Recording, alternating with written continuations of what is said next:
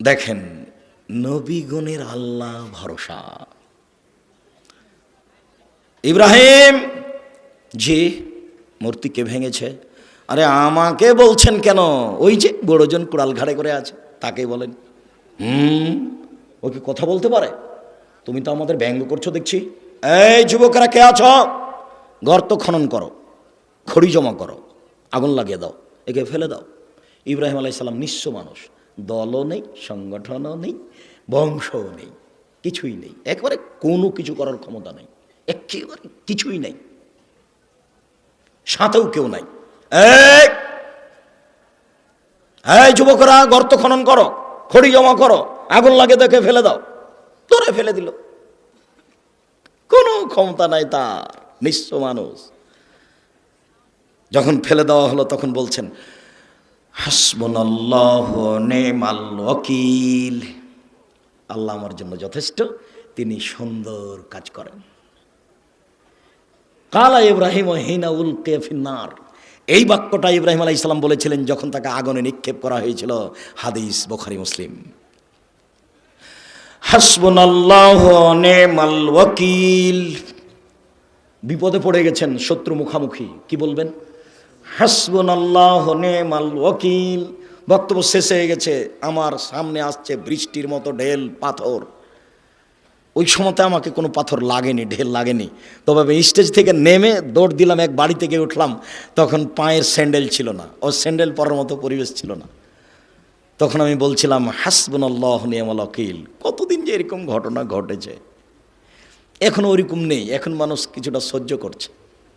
আর তখন যেন আমার কথাগুলো সমাজে একেবারে নতুন ছিল। এখন যারা বা মাঝহাবি মানুষ তারাও একটু বুঝতে শিখেছে যে হাদিস জাল জয়ীব আছে। আমারই এক ক্লাস ফ্রেন্ড কামেল পাস একদিন বলছে ছি ছি ছি ছি ছি, আব্দুর রাজ্জাক বলছে যে হাদিস জাল। এ হাদিস কে বর্ণনা করেছে? উমার। হ্যাঁ আপনারা বলেন তো উমার কি মিথ্যে কথা বলতে পারে? তখন জনগণ বলছে না, দেখেন আব্দুর রাজ্জাক এই হাদিসকে মিথ্যে বলছে, যে হাদিস উমার বর্ণনা করেন। জনগণ তো আর বুঝে না, জনগণ তো আর বুঝে না যে হাদিস কিভাবে নকল হয়েছে।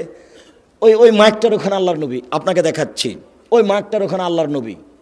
এবার আল্লাহর নবী থেকে কথা শুনছেন আমার ওই ভাইয়ের ওখানে আবু হুরায়রা রাদিয়াল্লাহু তাআলা আনহু, উনি সাহাবীর স্থানে, তারপরে সাহাবীর পরে তাবেঈর স্থানে, তারপরে তাবেঈর পরে ইনি একজন, তারপরে আমার স্থানে ইমাম বুখারী।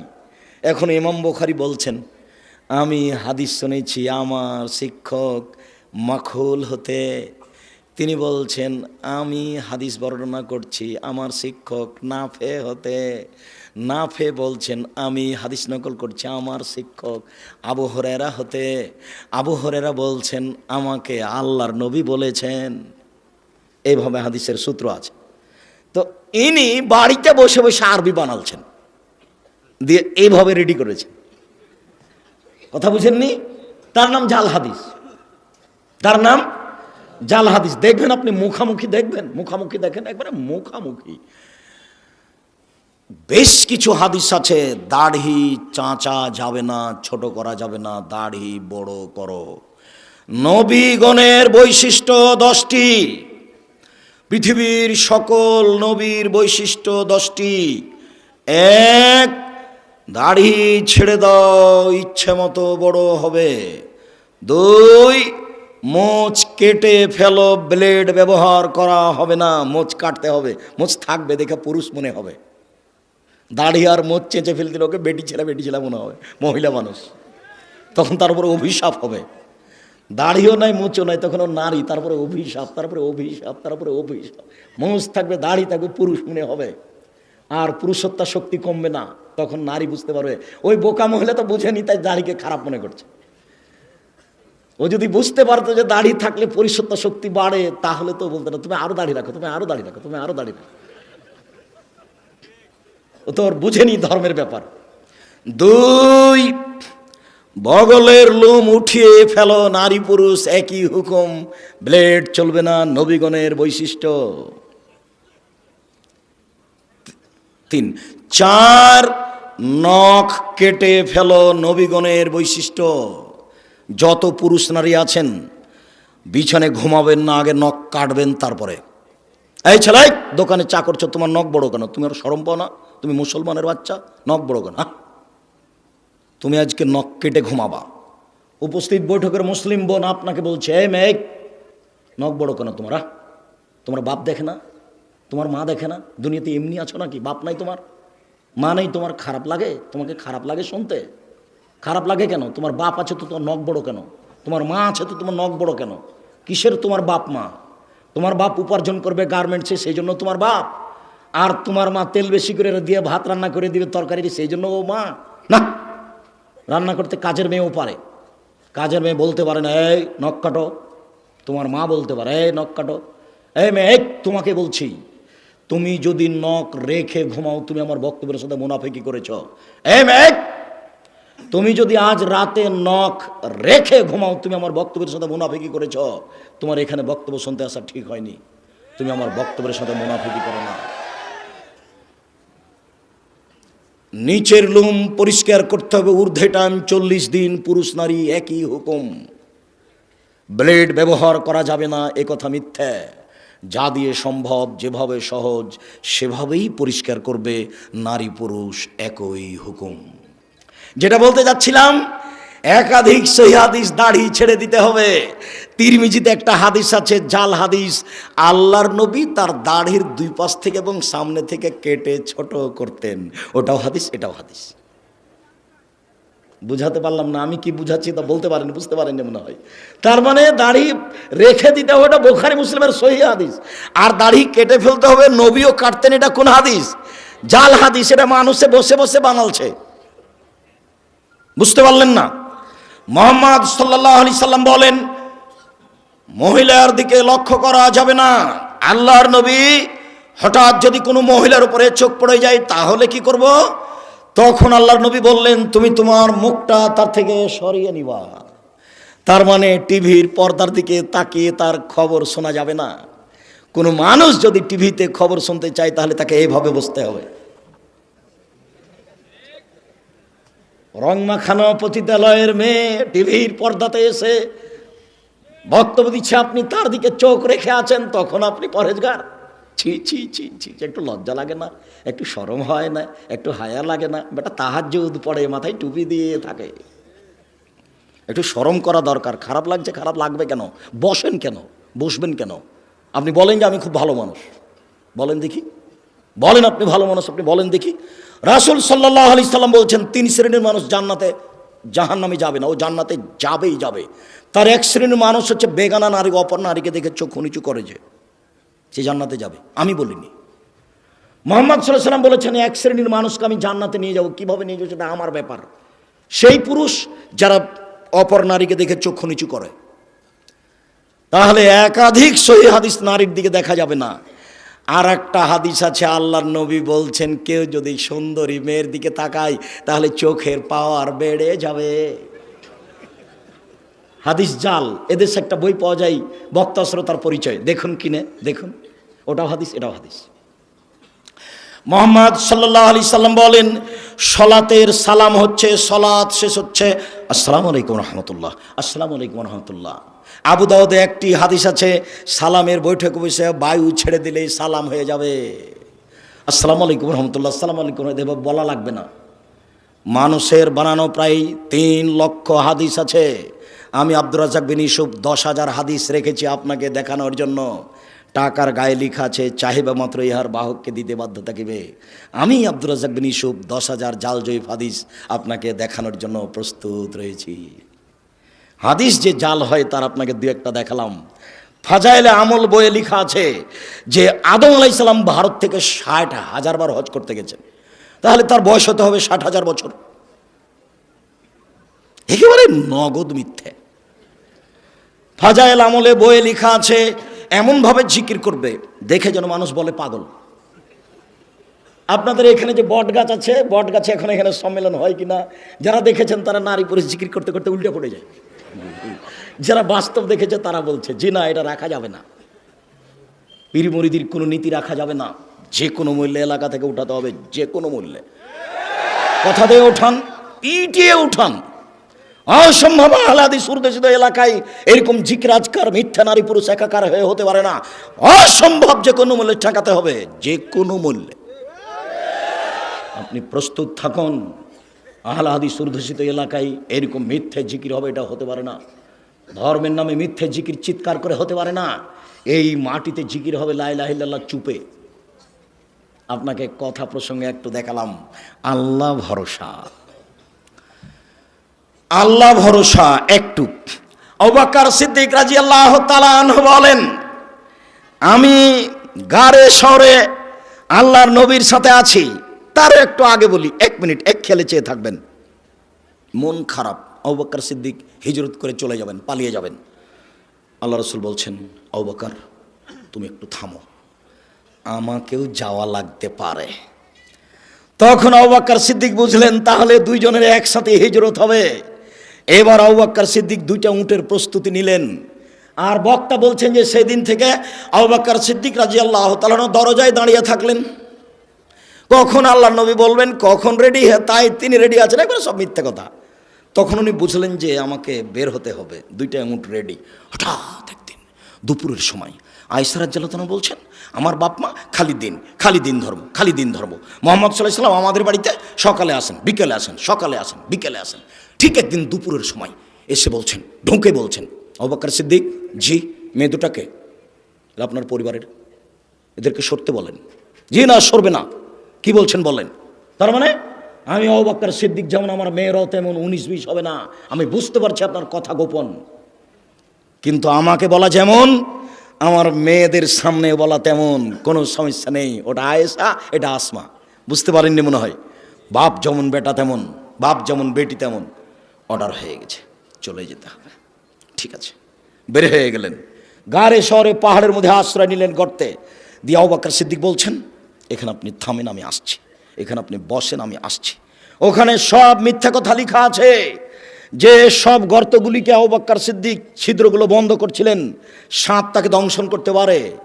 তাই মিথ্যা বক্তব্য লেখা আছে, মিথ্যা বইয়ে লেখা আছে যে 100 বছর, 300 বছর, 50 বছর থেকে একটা সাপ গর্তে ঢুকেছিল। একদিন মুহাম্মদ সাল্লাল্লাহু আলাইহি ওয়াসাল্লাম এখানে আসবেন, তাকে দেখবো, এই জন্য। এবার সব গর্তগুলো বন্ধ করলেন আবু বকর সিদ্দিক, মাত্র একটা গর্ত খালি, আর কাপড় নেই। তখন গর্তের মুখের উপরে পা দিলেন। এবার সাপ দেখছে গর্তের মুখ বন্ধ, তাহলে আমি কিভাবে মোহাম্মদকে দেখব? তো দংশন করলেন। বিষে কালো হয়ে গেল, চোখের পানি ঝরে মোহাম্মদ সাল্লাল্লাহু আলাইহি ওয়াসাল্লামের ঝরলো। মোহাম্মদ সাল্লাল্লাহু আলাইহি ওয়াসাল্লামের ঘুম ভেঙে গেল। তিনি বলছেন, তোমার এরকম কোনো অবস্থা? বলে, আমাকে সাপে দংশন করেছে। দেখি কোথায়? এই যে এখানে। একটু থুতু দিয়ে লিখছে, এগুলো মিথ্যা কথা, এবার নগদ মিথ্যে। ওই গর্তের মুখের উপরে ঘুঘুর ডিম দেওয়া আছে। ঘুঘু মানে মাকড়সার জালে ঘুঘু ডিম দিয়েছে, একবারে নগদ মিথ্যা কথা, মিথ্যার নগদ প্রমাণ। আবু বকর সিদ্দিক রাদিয়াল্লাহু তাআলা আনহু বলছেন, কুলতু লিন-নবী সাল্লাল্লাহু আলাইহি সাল্লাম, আমি আল্লাহর নবীকে বলছেন, আমি আল্লাহর নবীকে বললাম, আল্লাহর নবী, লাউ নাজারা আহদুহুম তাহতা কাদামাইহি, ওরা যদি কেউ পায়ের দিকে দেখে, ওই যে ওরা যদি কেউ পায়ের দিকে দেখে, লাভ সরানা, তারা আমাদেরকে দেখে নিবে। তখন আল্লাহ রাসূল বলছেন, মা জান্নাকে আবু বকর, আবু বকর আপনি কি মনে করেন? আপনি কে মনে করেন আমরা 2 জন? আল্লাহ সালেহুমা, আমাদের 3য় জন আল্লাহ। অসম্ভব, ওরা আমাদেরকে দেখতে পারে না। লা তাহজানিল্লাহ মা, আপনি চিন্তা করবেন না, আল্লাহ আমাদের সাথে আছেন। আপনি কি মনে করেন আমরা 2 জন? 3য় জন আল্লাহ। আল্লাহ ভরসা, দেখেন আল্লাহ ভরসা। ফেরাউন পিছে পিছে ছুটে যাচ্ছে, মূসা আলাইহিস সালাম আগে আগে পালিয়ে যাচ্ছেন। সামনে কুলজুম সাগর, ডানে ফেরাউন, বামে ফেরাউন, পিছে ফেরাউন, সামনে সাগর। সঙ্গী সাথী বলছেন, ইন্নাল্লাহ মুদ্রাকুন, আমরা বন্দি, আমরা আটকা পড়েছি, আমরা বন্দি, আমরা আটকা পড়েছি। তখন মূসা আলাইহিস সালাম বলছেন, কাল্লা, কখনো নয়, অসম্ভব, এটা হতে পারে না। বলেন কি? কাল্লা, কখনো নয়, অসম্ভব, এটা হতে পারে না। ইন্না মায়া রব্বি, আমার সাথে আমার প্রতিপালক রয়েছেন, সায়াদিনী, তিনি আমাকে পথ দেখাবেন। কোনো পথই নাই, কোনো পথই নাই, বাঁচার কোনো পথই নাই। ডানে ফেরাউন, বামে ফেরাউন, পিছনে ফেরাউন, সামনে সাগর। মূসা আলাইহিস সালাম বলছেন, কখনো নহে, অসম্ভব, হতে পারে না। আল্লাহ আমার সাথে আছেন, তিনি আমাকে পথ দেখাবেন। আল্লাহ ভরসা, বুঝতে পারছেন না? এর নাম আল্লাহ ভরসা। দেখেন গাল্লা খাতেল আবওয়াব, সব দরজা জুলাইখা বন্ধ করে দিল। জুলাইখা সব দরজা বন্ধ করে দিয়ে বলছে, হাই তালাক, এইসব তুমি আমার সাথে জেনায় লিপ্ত হও। তখন ইউসুফ বলছেন, মাশাআল্লাহ, আমি আল্লাহর কাছে আশ্রয় চাই। বলো কি তুমি, বলো কি তুমি, এই নহরব্বি হাসান মাসায়া, আরে তোমার স্বামী আমার মালিক, তিনি আমাকে ভালো থাকতে দিয়েছেন, ভালো খেতে দিয়েছেন, আমি অন্যায় করতে পারি না, তোমার সাথে আমি অন্যায় করতে পারি না। এই বলে ইউসুফ আলাইহিস সালাম দৌড় দিয়ে পালাতে চাইলেন। পিছন দিক থেকে জুলাইখা জামা টেনে ধরলো। আগে আগে বের হয়ে যাচ্ছেন ইউসুফ, পিছনে পিছনে যাচ্ছে, আগে আগে যাচ্ছেন ইউসুফ, পিছনে পিছনে যাচ্ছে জুলাইখা। যখনই বের হলেন তখনই সামনে হলো জুলাইখার স্বামী, এক জায়গায় তিনজন, ইউসুফ, জুলাইখা, জুলাইখার স্বামী। দেখে জুলাইখা কথা উল্টে দিল। জুলাইখা বলল, এই দেখেন, এই দেখেন, এই দেখেন, যাকে আপনি লালন পালন করেন, দেখেন তার চরিত্র কত খারাপ, সে আপনার স্ত্রীর সাথে অন্যায় করতে চায়, এর কি শাস্তি হতে পারে? আরে আপনি দেশের বাদশা, কি শাস্তি উল্লেখ করবেন? আমি জুলাইখা বলছি, ওকে যথাযথ পিটন দিতে হবে, নইলে জেলখানায় বন্দি করতে হবে। 12 বছর জেল হলো। 12 বছর পরে সরকারের পক্ষ থেকে লোক এসেছে, এইসব আপনাকে সরকার ডেকে পাঠিয়েছেন, আপনি বের হন জেল থেকে। তখন এইসব বলছেন, যাও সরকারকে বলো এইসব জেল থেকে বের হবে না, যতদিন পর্যন্ত জুলাইখা জাতির সামনে ঘোষণা না দিয়েছে। আমি জুলাইখা বলছি, আমি অন্যায় করেছি, এইসব অন্যায় করেনি, এইসব এখানে সত্যবাদী, আমি মিথ্যাবাদিনী মহিলা। এই কথা জাতির সামনে ঘোষণা না দেওয়া পর্যন্ত আমি এইসব জেল থেকে বের হব না। আমি আপনাকে যেটা বলতে চাচ্ছি, এই ছেলাই, কোনোদিন কোনো মেয়ে মানুষের সাথে মোবাইলে গল্প করো না। মেয়ে মানুষ তোমাকে ধ্বংস করবে, তোমার বাপকে ধ্বংস করবে, তোমার বংশকে ধ্বংস করবে, তোমার জাতিকে ধ্বংস করবে। এই যে দেখো, এই যে দেখো মেয়ে মানুষ, হ্যাঁ বেটা, 3 মিনিটের মধ্যে, 1 মিনিটের মধ্যে কথা উল্টে দিবে, তুমিও যাবা জাহান্নামে, তোমার বাপও যাবে, তোমার বংশ যাবে, কারোর মান সম্মান রক্ষা হবে না। এই দেখো জুলাইখা, এই দেখো জুলাইখা। জুলাইখা বলছে, এই যে দেখেন, আপনি যাকে খাওয়ার দিচ্ছেন, লালন পালন করছে, সে আপনার স্ত্রীর সাথে জেনা করতে চাই, হলো এটা ঠিক হলো? আপনি কি করবেন তার? আরে আপনি কি করবেন? আমি জুলাইখা বলছি, ওকে যথাযথ পিটন দিতে হবে, নইলে জেলখানায় বন্দি করতে হবে। তুমি যার সাথে প্রেমের গল্প করছো, কথা উল্টে দিতে পারে, তখন তোমার কি হবে তুমি বুঝতে পারছো না। আজ থেকে আর কোনোদিন কোনো মেয়ের সাথে কথা বলো না। তোমাকে আবারও বলছি, তুমি তোবা করে উঠবা, উঠার সময় তো বলবে, আস্তাগফিরুল্লাহ ওয়া আতুবু ইলাইহি, আমি তোবা করছি, জীবনে আর কোনোদিন তার সাথে কথা বলবো না ইনশাআল্লাহ। এই ছেলে, তোমাকে আরো একটা বলে দিচ্ছি, তুমি এদিকে খেয়াল করো তো। আজকে এখানে তোবা করে উঠেছ, গিয়ে রাত্রে ঘুমাতে যাচ্ছ, মোবাইলটা লক করে দিয়েছ, দেখবা 2-1 মিনিট পরে ধীরে হাতটা মোবাইলে চলে গেল, লকটা খুলেছ, রিংও দিচ্ছ। এই সময়তে লাফ দিয়ে উঠে ল্যাপটা দূরে ফেলে দিবা, দূরে ফেলে দিয়ে একবারে ঘর থেকে বের হয়ে বলবা, নাউজুবিল্লাহ মিন জালিক, এই শয়তান তোর মুখে লাথি মারি, নাউজুবিল্লাহ মিন জালিক, এই শয়তান তোর মুখে লাথি মারি। আর এই পাটা মাটির উপরে রেখে তুমি এই করবা, ঘষবা, তোর মুখে লাথি মারি, তোর মুখে লাথি মারি, তোর মুখে লাথি মারি, নাউজুবিল্লাহ মিন জালিক।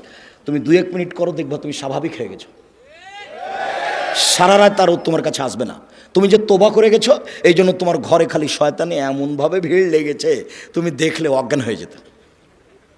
শয়তানের কাজ ইহুদির কাছে নেই, শয়তান জানে যে ইহুদি জাহান্নামে যাবে।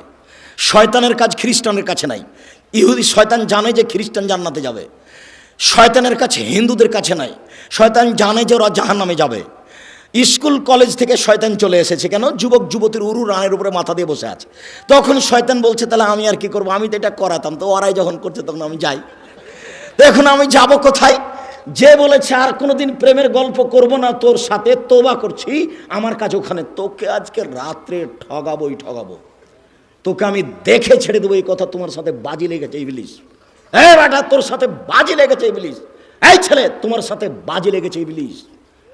যখন ইবলিসকে আল্লাহ বলেন, এক আদমকে সিজদা করলি না কেন? তখন ইবলিস বলছে, আমি সিজদা করব মানে? আদম মাটির তৈরি, আমি আগুনের তৈরি, তাকে কেন সিজদা করব? তখন আল্লাহ বলছেন, সর সর এখান থেকে, সর, দূর হ। তখন ইবলিস বলছে, হ্যাঁ দূর হয়ে যাব, তবে আমাকে একটা ক্ষমতা দিতে হবে। কি? আজীবন বেঁচে থাকবো। ঠিক আছে, দিলাম। আর একটা, আদমের ছেলে মেয়েকে দেখে ছেড়ে দেবো কিভাবে জান্নাতে যায়। আমি যাব জাহান্নামে আর ওরা যাবে জান্নাতে, আমি ওদের দেখে ছেড়ে দেবো কিভাবে জান্নাতে যায়। তাহলে কথোপকথন মুখামুখি কার সাথে হচ্ছে? আল্লাহর সাথে। কার? ইবলিসের। ইবলিস আল্লাহর সাথে চুক্তি করেছে, তোমাকে দেখে ছেড়ে দিয়ে তুমি কেমনে জান্নাতে যাও, যার জন্য তুমি তোবা করার সাথে সাথে তোমার ঘরে এসে ঢুকেছে। আর 1 মিনিট দেখো, 1 মিনিট এদিকে দেখো, এদিকে। আদম জি ফল খাবেন না, যেমন বলেছেন ফল খাবেন না, তেমনি ইবলিস এসে বলছে আমি ভালো মানুষ, আপনি আমার কথা শোনেন, আমি উত্তম পরামর্শ দাদা, আমি ভালো মানুষ, আপনি আমার কথা শোনেন। তারপর আর নাই। হাওয়া কি করা যায়, হাওয়া কি করা যায়? তা হাওয়া বলছেন খাও না। তো যখন বলছে তো সে তো ভালো মানুষ, কি করি? আবার চলে এসেছে, আরে আমি ভালো মানুষ, আমার কথা শোনেন, আল্লাহ আপনাকে জান্নাতে রাখবেন না, সেই জন্য এই কথা বলেছে। আপনি খান, জান্নাতে থাকবেন, আমি খুব ভালো মানুষ, আমি কল্যাণ কামনা করি, আপনার কল্যাণ কামনা করি। তারপর আর নাই। হাওয়া কি করা যায়? খান না, বলছে তো ভালো মানুষ। এভাবে বলতে বলতে খেয়ে নিয়েছেন। যেমন খেয়েছেন তেমনি আল্লাহ বলছেন আমি নিষেধ করলাম যে আমি। তখন দুজন মিলে বলছেন রব্বানা যালামনা আনফুসানা ওয়া ইল্লাম তাগফির লানা ওয়া তারহামনা লানাকুনান্না মিনাল খাসিরিন। হে আমাদের প্রতিপালক, তুমি যদি দয়া না করো, তুমি যদি ক্ষমা না করো, তাহলে আমরা অপরাধীদের অন্তর্ভুক্ত হব। আমরা নিজেদের প্রতি অন্যায় করেছি, তুমি যদি দয়া না করো, তুমি যদি ক্ষমা না করো, তাহলে আমরা পাপীদের অন্তর্ভুক্ত হব। মরা পর্যন্ত দুইজনে কথা বলেছেন, মরা পর্যন্ত। আর সব নিজের ছেলে মেয়েকে বলে গেছেন, আপনাকে বলেছেন। আপনি কি বলবেন? রব্বানা যালামনা আনফুসানা ওয়া ইল্লাম তাগফির লানা ওয়া তারহামনা লানাকুনান্না মিনাল খাসিরিন। কে বলেছেন? আমার বাপ বলেছেন। কে বলেছেন? আপনার বাপ বলেছেন। কে বলেছেন বলেন তো দেখি? আদম আলাইহিস সালাম বলেছেন। অতএব আমাকে আপনাকে বলতে হবে খুব শয়তান, ও হলো শয়তান। এইবার আপনাকে খালি যদি কথা বলিয়ে দিতে পারে মেয়েটার সাথে, বেটা তোবা কোথায় গেল রে তোর, এই বেটা তোর তোবা কোথায় গেল, ঠিক করেছিস তুই রে বেটা, তুই কথা বলেছিস, আমি এটা চাচ্ছিলাম, বাস থাকে, এবার আমি যাই। যার জন্য একবারে লাথি মারবে তুমি তার মুখের উপর, তোর মুখে লাথি মারি, তোর মুখে লাথি মারি, নাউজুবিল্লাহ মিন জালিক, নাউজুবিল্লাহ মিন জালিক, আস্তাগফিরুল্লাহ ওয়া আতুবু ইলাইহি। আমি তোবা করলাম, আবার এই কথা বলছি কেন? আল্লাহ ভরসা। 2-1 মিনিট, বেশি নয়। এই ছেলে বসো। সম্মানিত দিনী ভাই বোন, এই 2-3টা হাদিস, কয়েক মিনিট। উমর ইবনে খাত্তাব রাদিয়াল্লাহু তাআলা আনহু বলেন, রাসূল সাল্লাল্লাহু আলাইহি সাল্লাম বলেছেন, লাউ আন্নাকুম তাতাওয়াক্কালুনা আলাল্লাহি হাক্কা তাওয়াক্কুলিহি। পৃথিবীর মানুষ, তোমরা যদি সত্য সত্য আল্লাহর উপরে ভরসা করো, লা রাযাকতুম, তাহলে তোমাদের রুজি দেওয়া হবে। কামা ইরযাকুত তায়র, যেমন পাখিকে রুজি দেওয়া হয়। তা তো খেমাসান, তার হবে তা না। সকালে পাখি খালি পেটে আসে, বিকালে পাখি ভরা পেটে যায়। পাখি কি গতকালকে খাদ্য জমা করে গেছিল? তা আজকে সকালে খালি পেটে আসেনি, এখন বিকালে কিভাবে যাচ্ছে?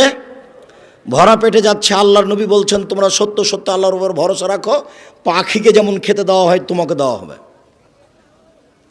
আবু হুরায়রা রাদিয়াল্লাহু তাআলা আনহু বলেন, নবী করিম সাল্লাল্লাহু আলাইহি সাল্লাম বলেছেন, আমার উম্মতের 70,000 মানুষ হিসাব ছাড়াই জান্নাতে যাবে। 3টি গুণ আছে যাদের। 1, লায়াস্তারকুনা, যারা ঝাড়ফুঁক করে না। 2, ওয়ালা ইয়াতাতায়্যারুনা, যারা অশুভ ফল গ্রহণ করে না। কার যে মুখ দেখে আসলাম কাজই হলো না, কোন মহিলার যে মুখ দেখলাম, এর নাম অশুভ ফল গ্রহণ করা। 3, ওয়ালা রাব্বিহিম ইয়াতাওয়াক্কালুনা, যারা আল্লাহর উপরে ভরসা করে তারা বিনা হিসাবে জান্নাতে যাবে, কোনো হিসাব নিকাশ নাই। আর একটা কথা, আমাদের নবী মুহাম্মদ সাল্লাল্লাহু আলাইহি ওয়াসাল্লাম বলেন, ওয়াদানি রাব্বি, আমার প্রতিপালক আমার সাথে ওয়াদা করেছেন, আমার প্রতিপালকের সাথে আমার চুক্তি হয়েছে, আমার প্রতিপালকের সাথে আমার চুক্তি হয়েছে, আমার প্রতিপালকের সাথে আমার চুক্তি হয়েছে, আমার উম্মতের 70,000 মানুষকে তিনি জান্নাতে দিবেন, হিসাব হবে না। তারপরে বলছেন মাহকুল্লাল মিন সাবুন আলফ, 70,000-এর প্রত্যেক হাজারের সাথে আরও 70,000, 70,000-এর প্রত্যেক হাজারের সাথে। এরপরে বলছেন আমার সাথে চুক্তি হয়েছে, সালাসা হাসায়াতি মিন হাসায়াত রব্বি, আমার প্রতিপালক জাহান্নাম থেকে 3 অঞ্জলি মানুষ বের করে জান্নাতে দিবেন। আমার প্রতিপালক 3 অঞ্জলি মানুষ জান্নাত থেকে জাহান্নাম থেকে বের করে জান্নাতে দিবেন। আমার প্রতিপালক 3 অঞ্জলি মানুষ জাহান্নাম থেকে বের করে জান্নাতে দিবেন। এই হাদিসকে সামনে রেখে ডক্টর শহীদুল্লাহ রাহিমাহুল্লাহ বলেছিলেন, মৌলানা আব্দুল্লাহিল কাফি আল কুরাইশিকে, জনাব মৌলানা আব্দুল্লাহিল কাফি আল কুরাইশি শোনেন, আল্লাহর হাত কি ছোট? আল্লাহর হাত তো জাহান্নামের চেয়ে অনেক অনেক বড়। যখন আল্লাহ অঞ্জলিতে করে জাহান্নাম থেকে মানুষ বের করবেন, তখন তো সবই মানুষ চলে আসতে পারে, ফেরাউনও তো আসতে পারে। মাওলানা আব্দুল্লাহ আল কাফি আল কুরাইশি রাহিমাহুল্লাহ বলেছিলেন, জনাব আপনি ঠিক বলেছেন, আল্লাহর হাত জাহান্নামের চেয়ে অনেক বড়, এই কথাই ঠিক। মাওলানা সাহেব, ডক্টর সাহেব আপনি ঠিক বলেছেন, আল্লাহর হাত জাহান্নামের চেয়ে বড়, এই কথাই ঠিক। তবে আপনি মনে রাখবেন জনাব, অন্তরে ঈমান থাকবে না যার, অঞ্জলিতে আসার সুযোগ হবে না তার। অন্তরে ঈমান থাকবে না যার, অঞ্জলিতে আসার সুযোগ হবে না তার। মূর্তি পূজা করে যারা, কবর পূজা করে যারা, তাদের অন্তরে ঈমান নেই। রবি ঠাকুর যতবার বলছে ওমা তোমার আকাশ তোমার বাতাস, ততবার ঠাকুর কালিমাকে বলছে, ও কালিমা তোমার আকাশ তোমার বাতাস। এই ছেলে, এই বিবেচনা করে বেঁচে থাকার চেষ্টা করো। আমি আব্দুর রাজ্জাক বিন ইউসুফ তোমাদের দিনী ভাই। আমি মানুষ হিসেবে ভুলের ঊর্ধ্বে নই, তবে প্রাণপণে চেষ্টা করি সঠিক বলার। দেশবাসীর কাছে, এলাকাবাসীর কাছে, কালনিবাসীর কাছে আন্তরিকভাবে দুয়ার দরখাস্ত রেখে জামিয়া সালাফিয়া হাঁটাবো, হাঁটাবো জামিয়া সালাফিয়া ডাঙ্গিপাড়া পবা রাজশাহীর জন্য আন্তরিকভাবে দোয়া করার জন্য অনুরোধ রেখে, সামনে বৃহস্পতিবার আর শুক্রবার মার্চের 5-6 সকলে উপস্থিত হবেন, এই জোরালো দাবি ও দাওয়া রেখে আল্লাহর উপরে ভরসা করে কান্নাকাটি করে আল্লাহর কাছে ক্ষমা নেওয়ার জন্য অনুরোধ জানিয়ে, যারা ব্যবস্থাপনা করেছেন তাদের জন্য আন্তরিকভাবে দোয়া কামনা করে। ও মাসুম আছে, ও এখানে বই আছে, আব্দুল্লাহর বই, এগুলো মিন্নাতুল বারী। এদেশে বুখারীর ব্যাখ্যা ব্যতিক্রম। একটু আব্দুল্লাহ, আব্দুর রহমান, আব্দুর রহিমের জন্য দোয়া করবেন, আর ওই মিন্নাতুল বারীকে রেখে যাবেন না। আর ওই মাসিক আল ইতেসাম পত্রিকা আছে, যাতে 50টা প্রশ্নের উত্তর আছে। আর উপদেশ বইটা দেখছি, ওই বইয়ে আছে আল্লাহ ভরসা। আমার জীবনের সব কথা লেখা আছে উপদেশ বইয়ে, আল্লাহ ভরসা। সকল দিনই ভাই বোনকে বইগুলি সংগ্রহ করার জন্য অনুরোধ জানাচ্ছি। স্টেজ থেকে বিশেষভাবে আব্দুল্লাহর এই ব্যতিক্রম বই মিন্নাতুল বারী, কে বড় লাভবান, কে বড় ক্ষতিগ্রস্ত, আদর্শ নারী, আদর্শ পরিবার, বিশেষভাবে উপদেশ, বিশেষভাবে মিন্নাতুল বারী, ব্যতিক্রম বুখারীর ব্যাখ্যা।